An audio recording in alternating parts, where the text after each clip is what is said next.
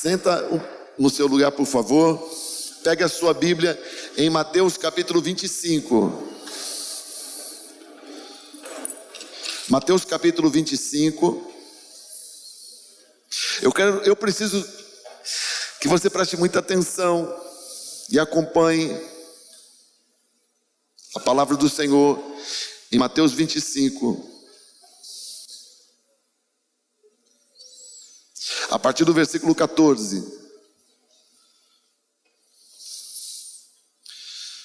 Mateus 25, a partir do versículo 14. Diz assim a palavra do Senhor, o nosso Deus. E o reino de Deus, o reino dos céus, também será como um homem que, ao sair de viagem, chamou seus servos e confiou-lhes os seus bens. A um deu 5 talentos, a outro 2, a outro 1, a cada um de acordo com a sua capacidade. Em seguida partiu de viagem. O que havia recebido 5 talentos saiu imediatamente, aplicou-os e ganhou mais 5.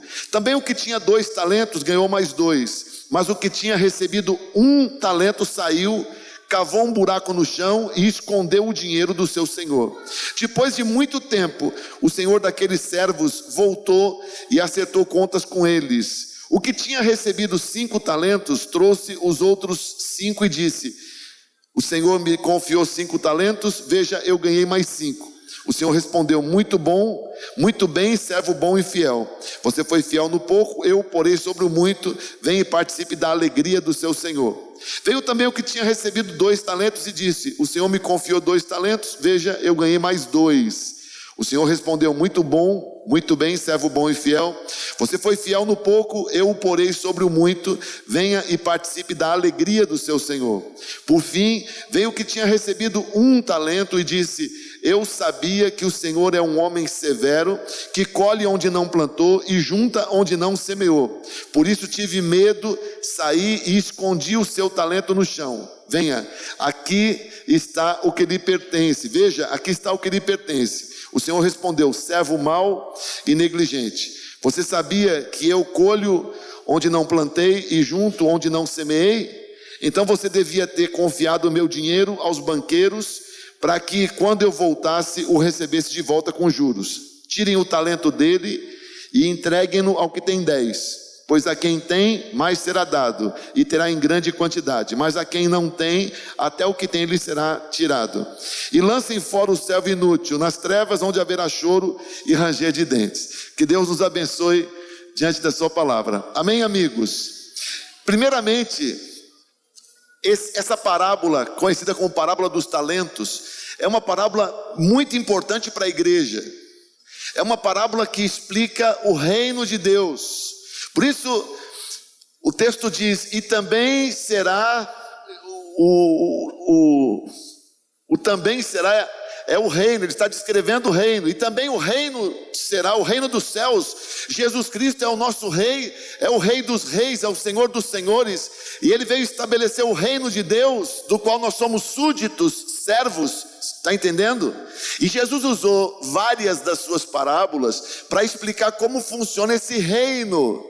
Esse reino que na oração do Pai Nosso a gente canta: venha o teu reino, seja feita a tua vontade na terra como é no céu. O reino que Jesus veio estabelecer, e que a igreja é a parte visível desse reino. Um reino que a igreja tem a responsabilidade de anunciar. Irmãos, cada vez que nós pregamos o evangelho, nós estamos pregando o evangelho do reino de Deus. Quem crê no evangelho, automaticamente o reino de Deus chega na sua vida, e Jesus se torna Senhor da sua vida, e essa pessoa se torna súdita, serva de Deus, serva do reino de Deus. Amém ou não amém? O reino não é geográfico, o reino transcende o espaço geográfico, o reino é sobrenatural. O reino está em nós, e nós estamos no reino. O reino de Jesus Cristo, embora não seja material, mas ele é real. Jesus é rei, Jesus é Senhor, e nós somos servos dele. Amém ou não amém? Então Jesus, ele fez questão de contar sobre os mistérios do reino usando parábolas. Jesus Cristo tem registrados nos evangelhos algumas dezenas de parábolas, e várias delas são específicas para explicar como funciona o reino. E nós, como súditos do reino, temos o dever de aprender, de discernir o que Jesus quer nos explicar sobre o funcionamento do seu reino. Sim ou não? Quantos estão entendendo? E Jesus explica então nessa parábola: o reino é assim, é como um senhor que vai passar muito tempo fora em viagem. Está entendendo? Jesus vai voltar. E enquanto ele vai estar fora, ele planeja distribuir seus bens entre os seus servos. E ele entrega então para os seus servos talentos. Sabe o que é talento? Ele entrega talento. Talento é uma medida, uma quantidade. Um talento equivalia a 35 quilos de prata pura. Cada quilo de prata equivalia a 6.000 denários. Um denário, uma moeda de prata, que pagava o salário do soldado romano em um dia. Cada soldado romano costumava receber 1 denário por dia de soldo. Então, um talento eram 6.000 dias de trabalho. O Senhor então entrega aos seus servos, a um 5 talentos, a outro 2 talentos e a outro 1 talento. A Bíblia diz: mas por que ele faz essa distribuição desigual? Jesus diz: segundo a capacidade de cada um.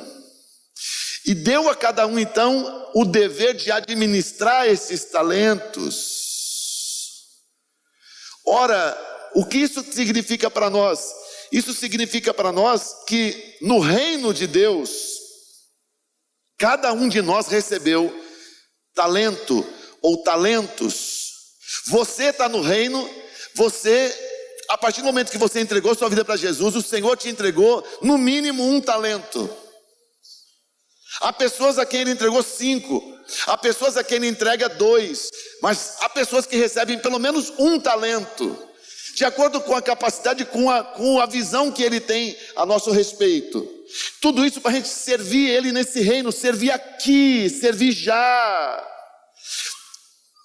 No reino de Deus, nenhum de nós pode ficar inoperante, alheio. Mateus 6,33 diz: buscai primeiro o quê? O reino de Deus e o que mais? E a justiça do reino de Deus, e todas as demais coisas serão acrescentadas. Sim, você quer que Deus te abençoe em todas as coisas? Você quer que Deus abençoe em todas as suas coisas? Você tem muitas coisas para Deus te abençoar? Muitas coisas, claro, todos nós temos muitas coisas. Sim, as nossas coisas, as nossas coisinhas, as nossas coisas. Pois a Bíblia diz que o reino de Deus precisa ser prioridade na nossa vida. Busca primeiro o reino, e o que é a justiça do reino, e a justiça do reino. E aí todas as demais coisas Deus vai abençoar você. Nós somos súditos desse reino, e o reino deve ser prioridade na nossa vida. Jesus disse, naquele texto de Lucas capítulo 10, quando ele manda de 2 em 2 irem para as cidades, o texto que a gente usa nas casas de paz, para treinar as pessoas na casa de paz. Lucas capítulo 10, verso 8, Jesus falou assim: quando vocês entrarem numa cidade e forem bem recebidos, comam o que for posto diante de vocês, curem os doentes que ali houver e digam-lhes: o reino de Deus está próximo. Essa é a mensagem que Jesus disse que a gente tem que levar nos lugares, nos povoados, nas casas das pessoas. Entrando em suas casas tem que dizer: o reino de Deus está chegando, o reino de Deus está próximo. E como alguém recebe o reino? Entregando sua vida a Jesus como Senhor, para que Jesus seja seu rei e para que você se torne súdito. E se tornando súdito, ele te dá um talento no mínimo. Amém ou não amém? Diz para o irmão que está do seu lado: você tem talento, irmão. No mínimo um. Não é para você ficar lento. Tem gente que está lento. Talento para entender, talento para fazer as coisas, talento para se mover. Talento é riqueza, talento é responsabilidade, talento é oportunidade, talento é capacidade que o Senhor entregou a cada um de nós. Está entendendo? Quando nós não éramos de Jesus, o máximo que a gente tinha eram dotes, dons, habilidades. Mas quando a gente vem para Jesus, Ele nos dá talento. Nós não éramos de Jesus, nós éramos de um outro contexto. Colossenses capítulo 1, verso 12, fala assim: dando graças ao Pai, que nos tornou dignos de participar da herança dos santos no reino da luz. Diga, reino da luz. Sim, a gente não nasce no reino da luz, a gente se torna participante dele. Verso 13 de Colossenses 1: pois ele nos resgatou, diga, resgatou, do domínio das trevas. Diga, domínio das trevas. Então nós nascemos noutro reino, numa outra dominação, chamada de domínio das trevas. Tem Bíblia que traduz como império das trevas. Ele nos resgatou. Sabe o que é resgatar? É pagar resgate. Ele pagou o nosso resgate. E Pedro registrou, não foi com prata, não foi com ouro, mas foi com sangue. Ele nos resgatou da dominação das trevas e nos transportou para o reino do Filho amado. Diga, reino do Filho amado. Diga, eu faço parte, desde que eu me converti, desde que eu fui resgatado, do Filho amado. Sim, nós fazemos parte do reino do Filho amado. Somos agora súditos desse reino. Amém ou não amém? Ele nos resgatou, Ele nos comprou. E agora nós somos servos. Você sabe o que é um servo na Bíblia? Servo, irmãos, servo não é contratado, servo é comprado. Servo não é contratado, servo é comprado. Sabe o que é servo? Doulos. Sabe o que é servo? Doulos. Servo não é empregado. O que é servo? Escravo, alguém comprado. O Filho amado nos comprou com a própria vida dele, para que nós fôssemos servos, para que nós fôssemos servos, para que nós fôssemos servos. Servos, não contratados. E a Bíblia diz, o reino é assim, o Senhor se ausenta e entrega aos servos os seus talentos. Então o reino significa que nós que somos servos temos as responsabilidades. Enquanto o Senhor está fora, nós o representamos, cuidamos do que é dele, porque somos servos, propriedade dele. E se nós julgamos o reino dele prioridade nossa, ele é o Filho amado.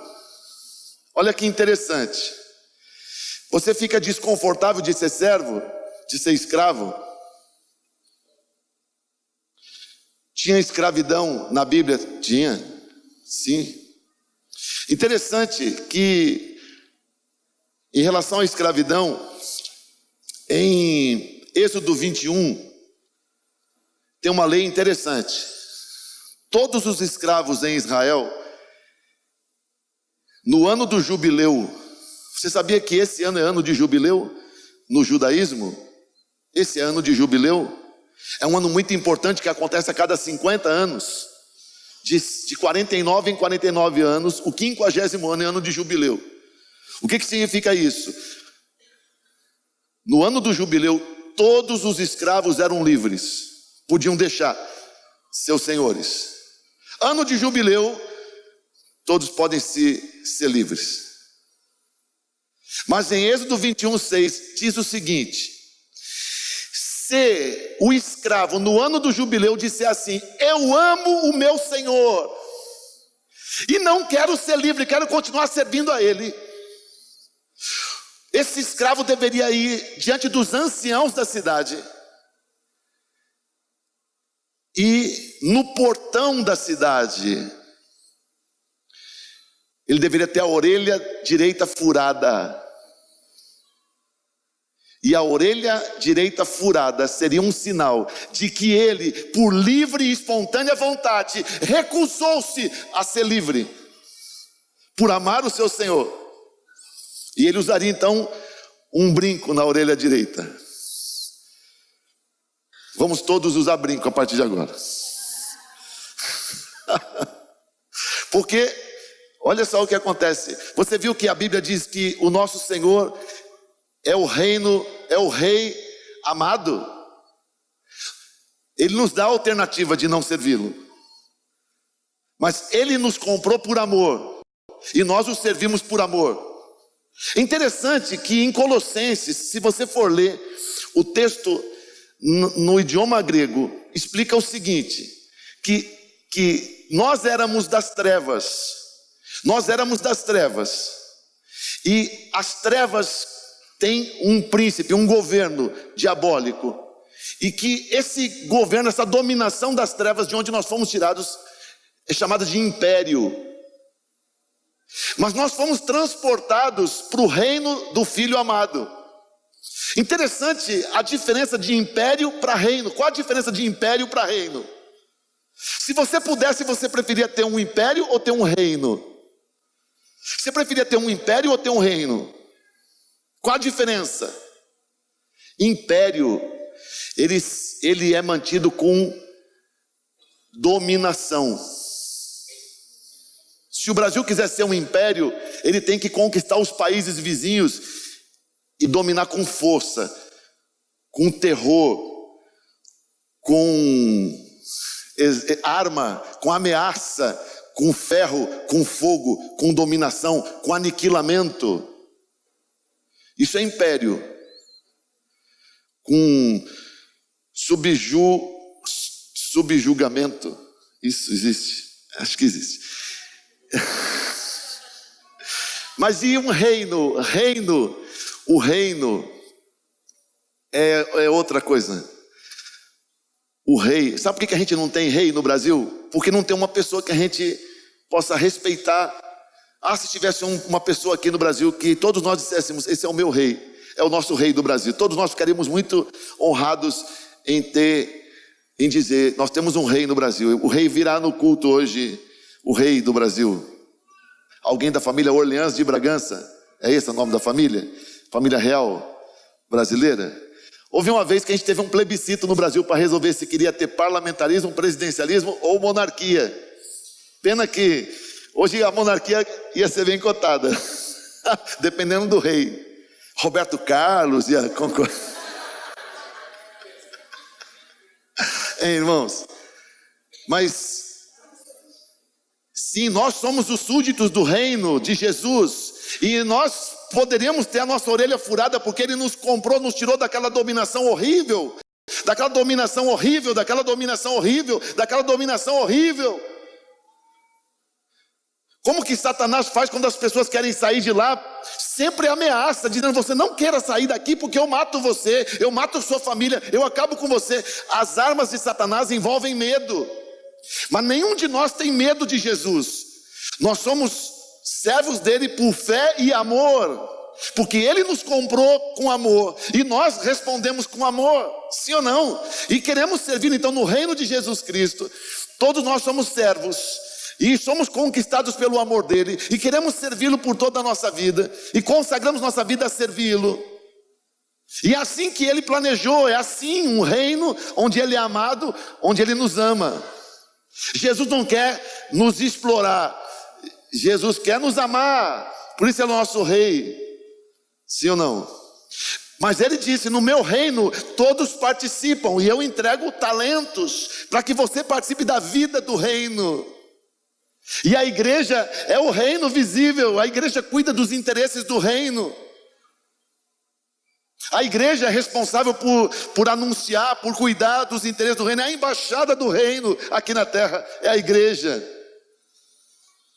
Então nós nos reunimos, todos nós que somos do reino, nós nos reunimos nas igrejas. Cada um tem a sua igreja, onde nós congregamos, onde nós aprendemos sobre a vida do reino, onde nós congraçamos com as pessoas que também são do reino, onde nós exercemos os nossos talentos e nos edificamos e nos fortalecemos e trabalhamos para que o reino seja estabelecido em mais vidas ainda.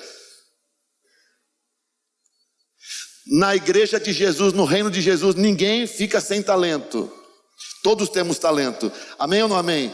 Todos temos talentos. Todos temos talento. Nem que seja um, nem que seja um, nem que seja um. Todos temos talentos. Agora que interessante. No reino de Jesus, tem gente que recebe 5 talentos. Será que você conhece alguém, algum crente, que você acha que recebeu 5 talentos? São pessoas que conseguem fazer muitas coisas no reino.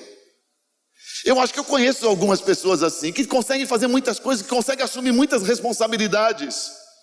Tem umas pessoas na igreja que nunca dizem não quando você pede alguma coisa para elas. Sempre estão dispostos.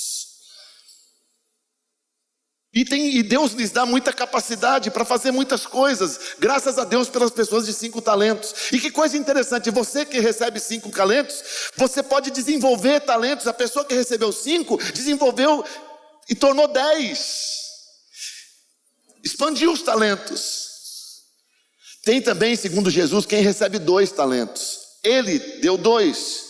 E essa pessoa também faz um trabalho importante, diz Jesus, conseguiu desenvolver para entregar 4 quando o Senhor chamou a prestar contas. Mas tem também quem recebe 1. Não tem quem não recebeu nenhum. Você que é de Jesus, você não diga que você não tem. Pelo menos 1 você tem.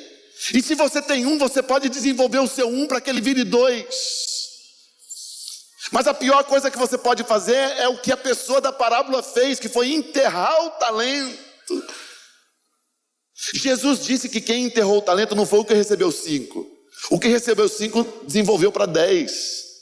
Não foi o que recebeu 2, o que recebeu 2 desenvolveu para 4. Os enterradores de talento são os que recebem 1. Os enterradores de talento são os que recebem 1. São os que recebem 1, são os que recebem 1. E a minha palavra hoje é para quem está com o talento enterrado. Será que é você que vai tirar o talento do chão e querer devolver para o Senhor, dizendo, toma o que é teu, não fiz nada do que o Senhor me deu, toma aqui de volta o talento? Não seja enterrador de talento, não seja enterrador de talento, não seja enterrador de talento. Está entendendo ou não? Está entendendo você que está assistindo pela internet? Você está enterrando o talento? Pois hoje tem que mudar de postura em nome de Jesus. Amém ou não? Interessante. O homem que enterrou o talento na parábola, quando ele vai entregar o talento para o Senhor, e o Senhor deixa bem claro que quando ele voltar, nós vamos prestar contas para ele da nossa vida como súditos. Irmãos, Jesus conta que o que enterrou o talento veio com essa conversa. Senhor, eu te conhecia. Senhor, eu te conheço, verso 24. Senhor, eu te conheço. Quantos aqui conhecem o Senhor? Sim, se alguém falar para você assim, olha, fale de Jesus para mim. Você fala coisas maravilhosas de Jesus. Sim ou não? Senhor, eu te conheço. Sei que és um homem severo. Mateus 25, verso 24. Sei que és um homem severo, que colhe onde não plantou e ajunta onde não semeou. Por isso tive medo e escondi no chão o teu talento. Senhor, eu tive medo de ti. Eu te conheço e sei que és um homem severo, que colhe onde não plantou. Será que aquele homem, ele achava que ele conhecia o Senhor? Ele se achava um teólogo. Eu conheço o teu caráter, eu conheço o Senhor, eu conheço o Senhor. O Senhor é severíssimo, o Senhor é exigente demais. Colhe onde não plantou, colhe onde não semeou. O Senhor é muito exigente, por isso eu tive medo. Eu conheço o Senhor. Interessante, será que esse homem conhecia mesmo o Senhor que nós conhecemos? Você tem medo de Jesus? Tem medo dele? Você tem medo de comparecer no tribunal? Quando chegar o dia do juízo, você vai ficar tremendo de medo. Ai, que medo dele me jogar nas trevas, onde vai ter choro e ranger de dentes. Você tem medo do Senhor? Eu tinha medo do Senhor, por isso eu não quis tomar providência, não quis me envolver porque eu tinha medo do Senhor. Eu conheço o Senhor. Ora, eu quero dizer para você que aquele servo estava enganado. Ele tinha uma revelação incompleta do Senhor. Diga, revelação incompleta. Sim, todos nós devemos ter revelação de quem é o Senhor. O Senhor se revela a nós, o Senhor se revela a nós, o Senhor se mostra a nós. O Senhor nos dá a palavra, o Senhor nos dá momentos como esse, o Senhor nos dá a intimidade dEle, o Senhor nos dá acesso a Ele, para que a gente o conheça. Na igreja do Senhor Jesus Cristo, nós somos incentivados a conhecermos o Senhor mais e mais, a nos envolvermos com Ele, a termos comunhão com Ele, a conversarmos com Ele todos os dias. Aquele homem diz: eu não fiz nada porque eu te conheço. Mas deveria ser o contrário, porque eu te conheço, eu fiz. O homem diz: eu te conheço, eu sei que o Senhor é exigente, eu sei que o Senhor é criterioso demais, eu sei que o Senhor é severo demais, eu sei que o Senhor pega demais no pé. Olha como tem gente que acha que conhece as coisas e alega o caráter do Senhor como motivo para não fazer nada na igreja. Você já ouviu falar de gente que desistiu de ser discípulo porque diz que a cobrança é demais, a exigência é demais? Conversa de quem enterra talento. Quando chegar alguém para você e dizer assim: olha, eu quero dizer para você que eu não quero mais ser seu discípulo porque tem cobrança demais, tem exigência demais, tem pegação de pé demais, você abre esse texto e ministra na vida da pessoa, dizendo: você que está dizendo isso, você está assumindo que é um enterrador de talento.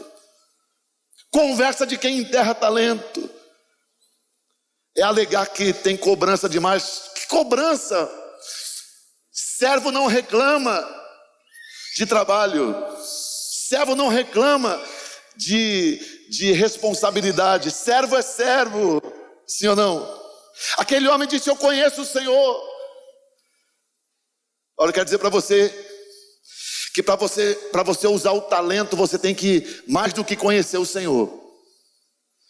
Interessante, irmãos, Jesus pegou os apóstolos e levou os apóstolos para o norte de Israel, para uma cidade chamada Cesareia de Filipe, os arredores de Cesareia de Filipe, chamado de Pânias, o lugar chamado de Pânias, ou Bânias, na linguagem árabe. A gente, quando vai a Israel, algumas vezes a gente vai nesse lugar, no norte, bem no norte, perto do Monte Hermon, bem no extremo norte de Israel. Um lugar muito interessante. Jesus levou os discípulos lá, os apóstolos, e lá Jesus fez uma pergunta para eles. Jesus perguntou assim: quem é que dizem os homens de Israel que eu sou? Quem eles dizem que eu sou? Quem eles acham que eu sou? Quem eles comentam que eu sou? Aí os apóstolos começaram a responder: olha, Senhor, tem gente em Israel, a gente ouve as pessoas dizendo que o Senhor é Elias, que o Senhor é Elias, o profeta que foi levado na carruagem de fogo, que o Senhor é Elias que voltou. E quem mais eles dizem que eu sou? O outro apóstolo disse: Senhor, eu tenho ouvido gente dizer que o Senhor é Jeremias que reencarnou. São os judeus espíritas, que o Senhor é Jeremias, o profeta Jeremias voltou. E os apóstolos dizendo: tem gente falando que o Senhor é outro profeta. E aí Jesus pergunta: e vocês? Quem vocês dizem que eu sou? Olha, quando eu imagino um dos apóstolos já preparado para dizer: eu acho que o Senhor é Elias mesmo. Pedro, sempre ele, toma a frente e diz: tu és o Cristo, o Filho do Deus vivo. Uau! Foi tão forte que naquele dia surgiu uma música: tu és o Cristo, Filho do Deus vivo, rocha inabalável, outro igual não há.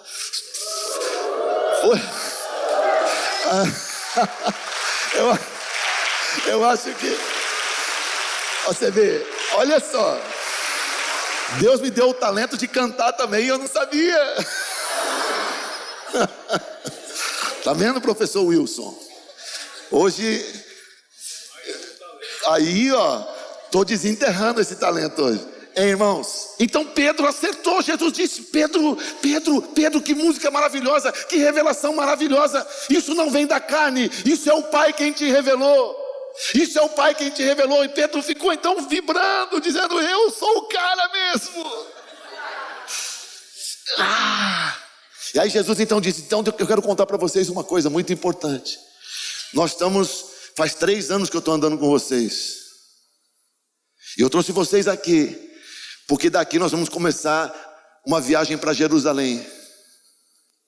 E quando nós chegarmos em Jerusalém, eu serei morto pelos homens. Eles vão cuspir no meu rosto, eles vão me espancar, e eu vou morrer, mas eu vou ressuscitar. Jesus fala sobre isso claramente lá, naquele mesmo dia, naquele mesmo momento. Pedro, que estava, o homem que sabia quem era o Senhor, então ele disse: Senhor, com licença, eu queria conversar com o Senhor em particular. Pode ser? Pois não, Pedro.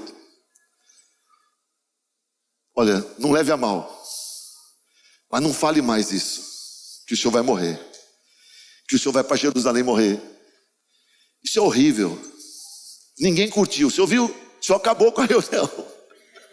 Então, por favor, para com essa conversa. Pare com essa conversa. Que negócio é esse? De repente o Senhor vem com essa história. Ninguém curte isso. Ninguém gosta desse vídeo. Ninguém curte isso. Ninguém compartilha uma conversa dessa. Aí Jesus então fala bem alto para os apóstolos saberem: Satanás, que está agindo em Pedro, para trás de mim. E aí Pedro fica sem entender. Meu Deus do céu, agora há pouco eu estava cheio de revelação e agora eu estou passando por libertação. Bem, Pedro trouxe a revelação: quem é Jesus? Tu és o Cristo, Filho do Deus vivo.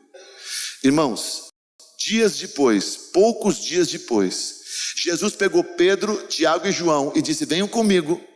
Deixou os outros 9 apóstolos e pegou esses 3 e subiu no monte, lá na Galileia também. E naquele monte ele se transfigurou. Pedro, Tiago e João, quando acordaram, viram uma coisa maravilhosa: Jesus estava tomado de glória. Eles viram Jesus tomado de glória, viram Jesus esplêndido. Eles nunca tinham visto Jesus tão glorificado, eles nunca tinham visto Jesus tão glorioso. E tinham 2 pessoas conversando com Jesus, e eles observando, eles perceberam: um era Moisés, o outro Elias. E eles conversavam com Jesus, e os 3 observando. Quando Pedro percebeu uma deixa, Pedro disse: com licença, posso dar uma sugestão? Está maravilhoso ficar aqui. Eu queria autorização para fazermos 3 tendas. Uma para o Senhor, uma para você e uma para você. Ninguém nem respondeu. Mas uma voz poderosa disse no alto daquele monte: este é meu filho amado, em quem eu tenho prazer. E aí a visão acaba e Jesus diz: vamos descer. Descem e encontram lá os 9 apóstolos lidando com um menino. A história do menino, que é assunto para outro sermão. Ei, que coisa! Pedro, uma semana antes, menos de uma semana antes, teve a revelação: tu és o Cristo, o Filho do Deus vivo. Essa revelação de quem é Jesus nos insere no reino. Quando você declara que Jesus Cristo é o Senhor, quando você declara que Jesus Cristo é o Filho de Deus, você faz uma aliança com Ele e entra no reino. E Pedro agora teve uma experiência com Jesus no alto do monte da transfiguração, e ele tem uma visão. Só que coisa interessante, todos nós que temos talentos, nós precisamos ter revelação e visão. Diga: eu preciso de revelação e visão. Sim, enquanto você não tem revelação e visão, você enterra o talento. Pedro teve uma visão, só que ele não entendeu a visão. Nem ele, nem Tiago, nem João não entenderam o que eles tinham visto lá em cima. No capítulo 18 de Mateus, a Bíblia diz que bateram na porta da casa. Pedro atendeu. Eram os cobradores do imposto do templo.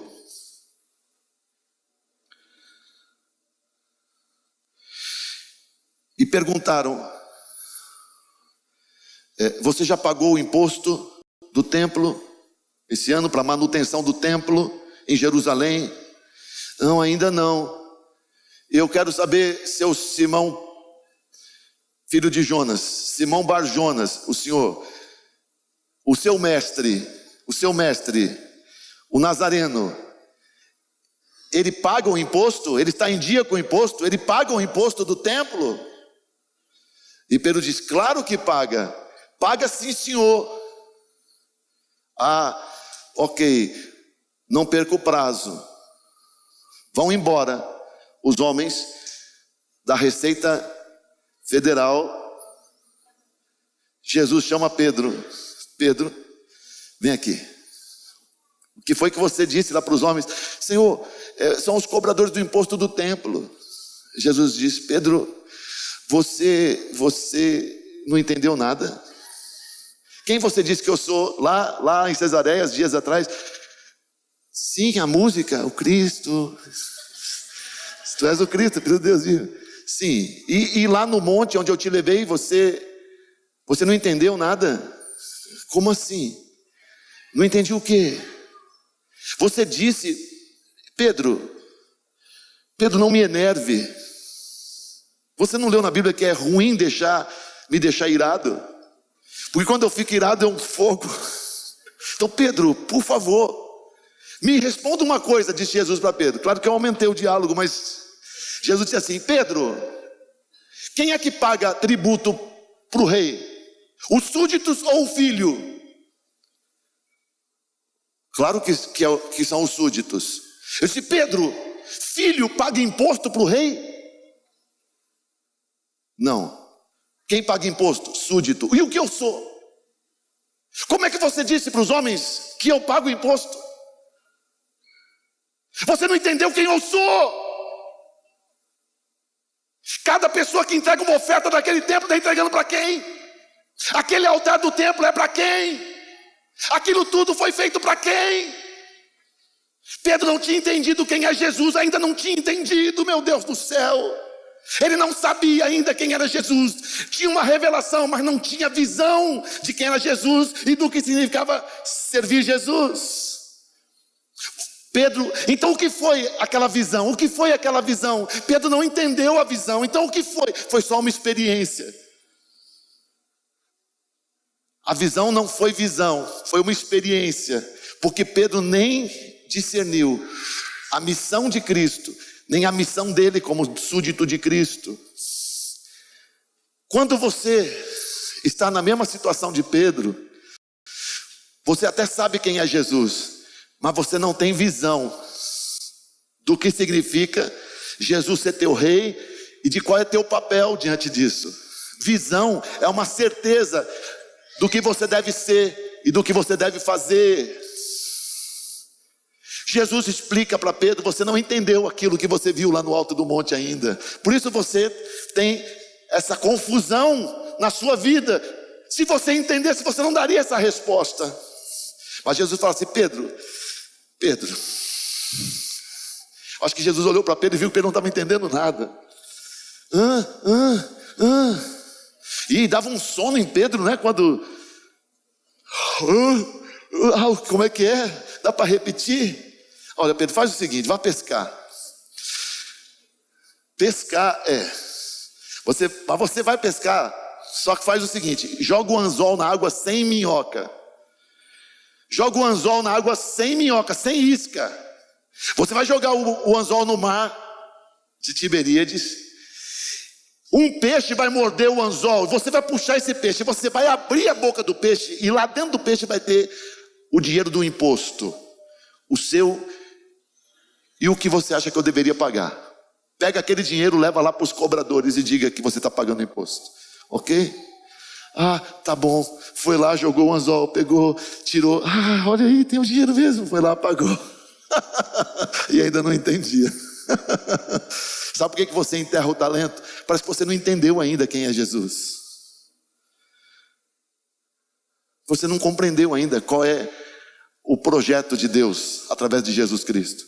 Na hora que você entender que Jesus é o Cristo, Filho de Deus, é a ressurreição, é a vida, é o alfa, o ômega, o princípio e o fim, é o autor e consumador da nossa fé, é aquele que é digno de receber toda a honra, toda a glória, todo o louvor, todo o poder, todo o nosso esforço, tudo é dele, por ele, para ele. Por ele nós nos movemos, por ele nós existimos. Ele é antes de todas as coisas. Bendito seja o nome dele, hoje e para sempre. Na hora que você compreender quem é Jesus, na hora que você entender, na hora que você tiver a visão de quem é Jesus, você para de enterrar o talento. Pois o homem que enterrou o talento disse: eu sei quem tu és. Ah, se soubesse não faria isso. Ele tinha uma revelação tacanha, minúscula do Senhor, e não tinha visão de quem é o Senhor. Eu sei que o Senhor é muito severo. Se ele conhecesse mesmo o Senhor, ele não teria feito aquilo com o talento que o Senhor lhe deu. Ora comigo aí no seu lugar, fala: meu Deus, abre os meus olhos, me dá visão de quem é Jesus e de qual é meu papel nesse reino de Jesus. Abre o meu entendimento, me dá revelação e visão, mais do que uma experiência. Eu quero a visão, o entendimento de quem é Jesus, do que significa ser do teu reino, servir ao Senhor.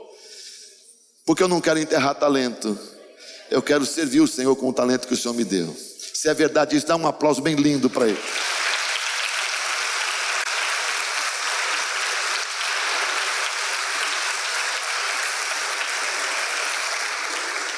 Quem enterrou talento?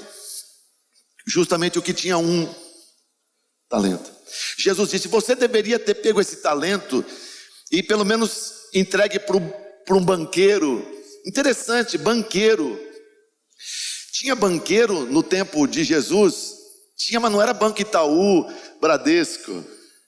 Banqueiro vem da palavra mesa, em grego, mesa, porque as pessoas em Jerusalém, em muitos lugares do mundo, ficavam em mesas, em bancadas, atrás dessa bancada, trocando dinheiro, e faziam negócios. A palavra juros, o texto fala de juros, juros em grego é filhote. O dinheiro principal era entregue para o banqueiro e dava filhote, dava cria, juros. Então na parábola o Senhor pergunta: mas você não nem aplicou meu dinheiro? Deixou ele enterrado, inútil. E quer que eu fique feliz? Não, eu fiz isso por te conhecer. Você foi um servo mau e inútil. Tem toda a chance de ser bom e fiel. Irmãos, o que tinha 5 ouviu do Senhor a mesma palavra que o que tinha 2. Se você recebeu do Senhor um ministério apostólico, ou se o teu ministério é zeladorial,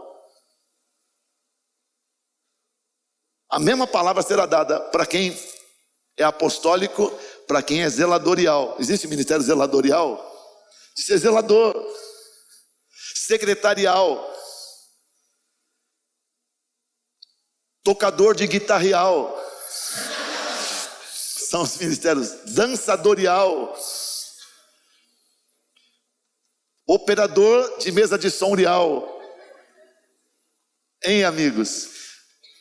O importante é você participar da vida do reino e não enterrar seu talento. Amém ou não amém? Olha para o irmão que está ao seu lado, pergunta se ele está entendendo. Você está entendendo, irmão? Por favor, se esforça. Pergunta para o irmão que está do seu lado: o que você está fazendo com o seu talento?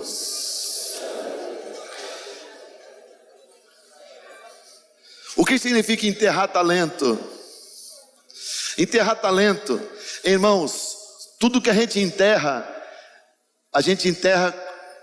como um sinal de morte. Pois o que o Senhor entregou para você não é para você tratar como se fosse morte é para você tratar com vida, com disposição. Enterrar talento é viver como morto, como se estivesse morto. Ah, mas eu sou morto para o mundo. Não, morto quer dizer sem vida, dormindo, sem participar efetivamente do reino. Enterrar talento é sinal de mundanismo. Quem é que enterra talento? Quem ama o mundo.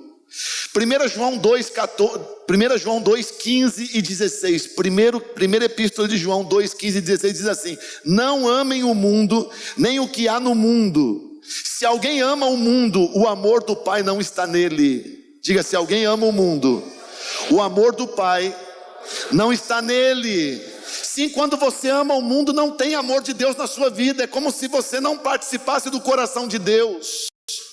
Ora, o reino é o reino do Filho do amor de Deus. Nós furamos nossa orelha e decidimos ser servos porque nós amamos o nosso Senhor. Mas quando você ama o mundo, não tem amor de Deus na sua vida. Você não ama Deus e você não ama quem Deus ama. Por isso enterra o talento. Tudo que há no mundo, completa João no mesmo texto, 1 João 2,16. A cobiça da carne, a cobiça dos olhos, a ostentação dos bens não provém do Pai, mas é do mundo, esse mundo que vai passar com a sua concupiscência. Há quem seja mundano, por isso enterra o talento. Nós que usamos o talento para a glória de Deus, nós amamos a Deus e temos o amor de Deus no nosso coração. Amém ou não amém? Põe a mão no seu coração, diga: meu Deus, enche meu coração do teu amor, porque eu não quero amar o mundo, eu quero amar de todo o meu coração o Senhor e as vidas que o Senhor ama. Quando você enterra o talento, isso também é sinal de rebeldia, de desobediência a Deus, de rebeldia. Veja que, irmãos, quando o homem que enterrou o talento vai diante do Senhor, ele diz: o Senhor é severo e crítico demais, o Senhor é exigente demais, o Senhor colhe onde não semeou, o Senhor colhe onde não plantou, o Senhor ajunta onde não semeou. Eu tive medo do Senhor. O Senhor é exigente demais, o Senhor é criterioso demais, o Senhor é ameaçador demais. A sua postura me deixa apavorado, como se estivesse colocando toda a culpa no Senhor. Eu enterrei meu talento por tua culpa, porque o Senhor é desse jeito. Eu coloquei meu talento enterrado porque o Senhor é desse jeito. Severo grita com a gente, zoa com a gente, põe medo na gente, põe aqueles textos falando de trevas, de choro, de ranger de dentes. Isso deixa a gente apavorado. Por isso eu enterrei meu talento, porque o Senhor é desse jeito. Que conversa de rebelde, que conversa de rebelde.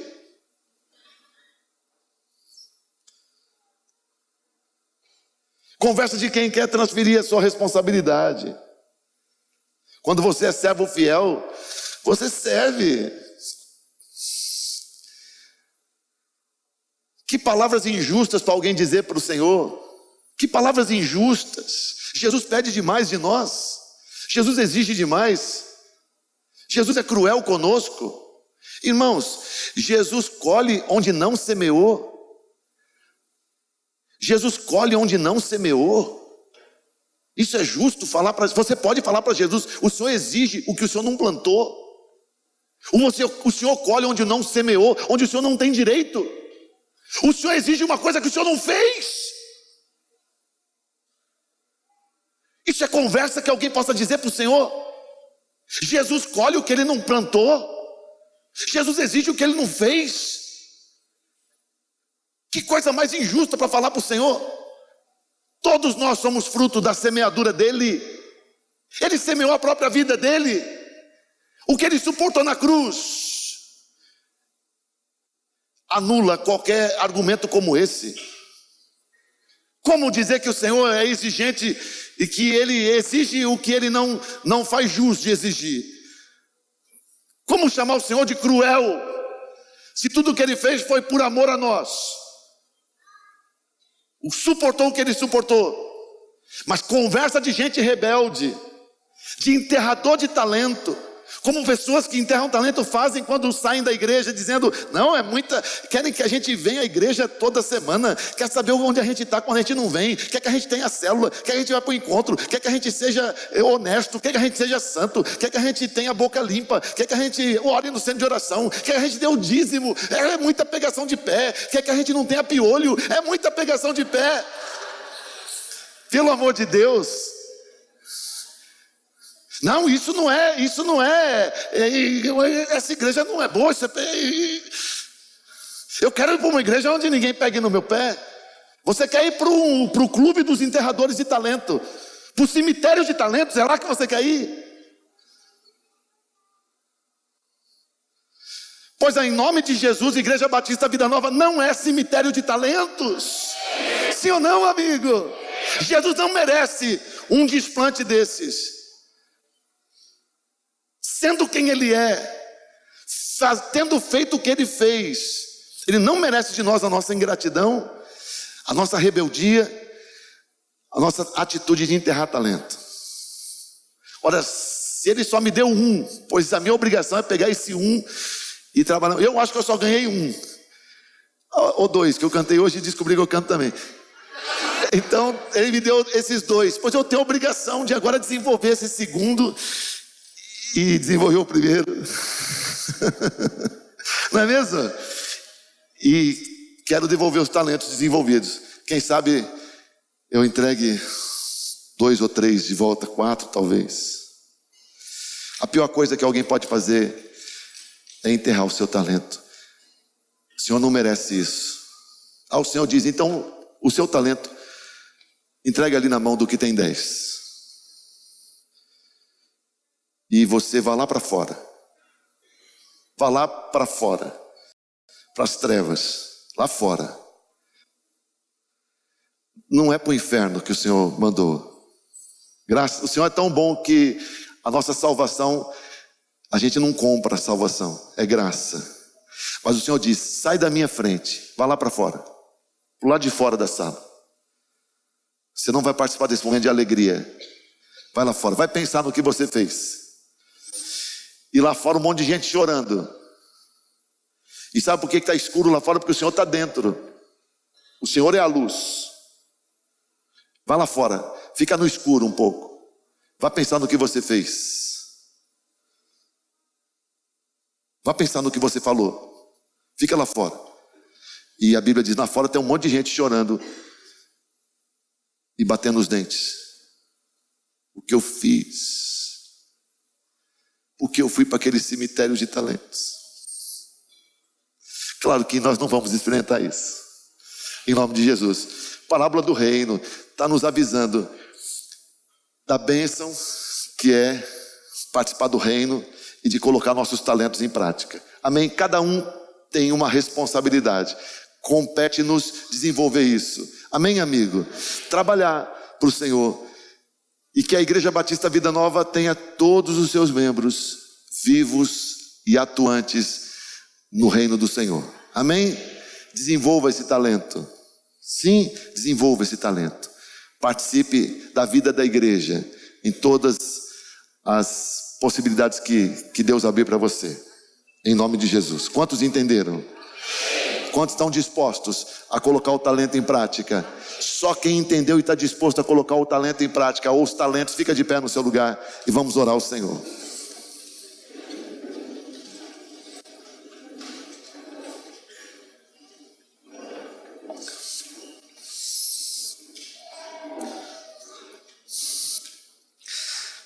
Se você entendeu, levanta a sua mão direita para o céu. Olhe comigo aí no seu lugar e diga, meu Deus, o Senhor ampliou meu entendimento hoje sobre o Rei Jesus e o reino dos céus. O Senhor ampliou meu entendimento sobre esse reino do qual eu sou participante. Eu não era, mas o Senhor me transportou, pagou meu resgate.